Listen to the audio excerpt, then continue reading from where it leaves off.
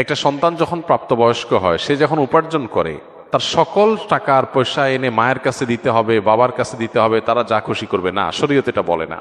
শরীয়ত বলে সম্পদ যে উপার্জন করেছে এর ব্যাপারে অধিকার একমাত্র তার।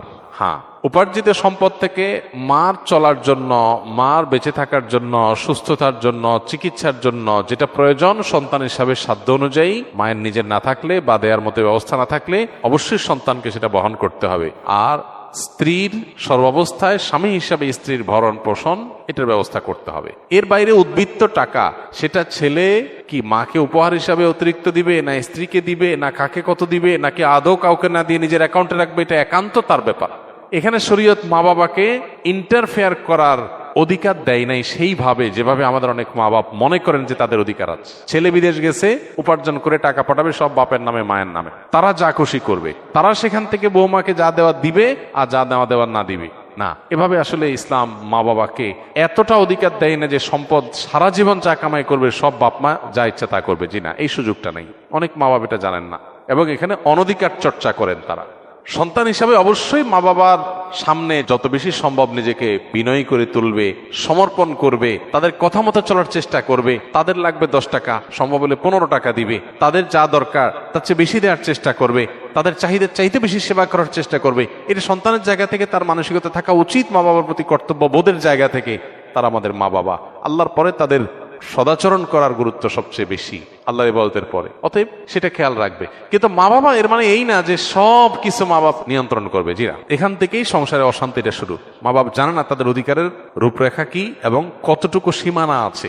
এর বাইরে তারা মা বাপ হিসাবেও অধিকার চর্চা করতে পারে না বা তাদের ক্ষমতা তারা জাহির করতে পারে না। এটা আমাদের সমাজে জানাশোনা নেই। এই জায়গা থেকে সমস্যাগুলো তৈরি হয়। একটা হাদিস আছে, সেখান থেকে কিছুটা অনেকে ভুল বুঝেন। হাদিসটার হলো এই, নবী সাল্লাল্লাহু আলাইহি ওয়াসাল্লাম বলেছেন, আনতা ওয়া মালুকা লি আবিক, তুমি এবং তোমার যাবতীয় এবং সমুদয় সহায় সম্পদ সব তোমার বাপের, মায়ের, বাবা মায়ের। এই হাদিসের মানে অনেকে মনে করে যে কেউ যা কামাই করবে সারা জীবন যত কিছু করবে সব বাপ মার।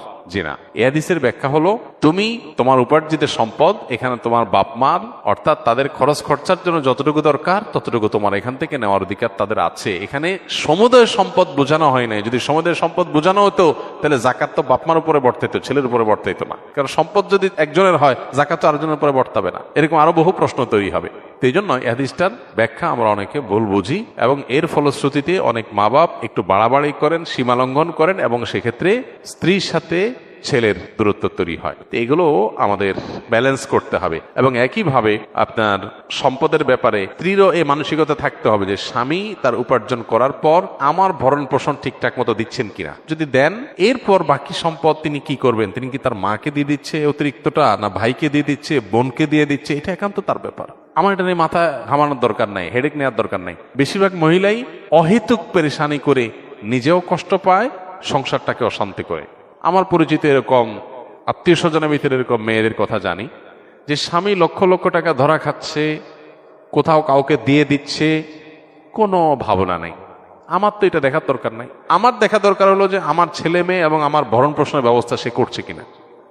সেটা যদি সে না করে, আমার অধিকার যদি সে খর্ব করে, সেগুলো যদি সে মানুষকে দিয়ে দেয়, তাহলে অবশ্যই আমি সেখানে দাবি তুলব, যথাযথ নিয়মে আমি আর্গুমেন্ট করব। কিন্তু আমি আমারটা যথাযথ পাচ্ছি, আর দরকারটা কি? বেশিরভাগ মহিলারা স্বামীকে চায় কবজার ভিতরে আনতে, কন্ট্রোলের ভিতরে আনতে, যে আমার কথা উঠবা, আমার কথা বসবা, আমার কথা এদিক ঘুরাবা, আবার এদিক গাড় ফিরাবা। এই যে স্বামীকে গোলাম বানাতে চায়, এটা আরেক সমস্যা। তাহলে একদিক থেকে মা বাপের সমস্যা, আরেক দিক থেকে বইয়ের সমস্যা। এই সমস্যাটা কেন হয়? কারণ তার কতটুকু অধিকার আছে এটা সে জানে না। তার যতটুকু অধিকার আছে তিনি তার চাইতে আরো বেশি খাটাইতে চেষ্টা করেন। এটাই হলো একটা ভুলের জায়গা। দাম্পত্য জীবনের সুখ শান্তির জন্য এই জিনিসগুলো অনেক গুরুত্বপূর্ণ। এই জন্য বিয়ের আগে ট্রেনিং হওয়া দরকার। সন্তানকে ছেলে মেয়ে করে বিয়ে করাবেন, সেখানে কি করবেন কি না করবেন, কোথায় অধিকার খাটাতে যাবেন, কোথায় খাটাতে যাবেন না, এগুলোর উপর ট্রেনিং হওয়া দরকার। আমার অনেক দিনের স্বপ্ন ইনশাআল্লাহ এরকম একটা ট্রেনিং ডেভেলপ করার, যে বিবাহ ইচ্ছুক ছেলে মেয়েরা এই ট্রেনিং করবে।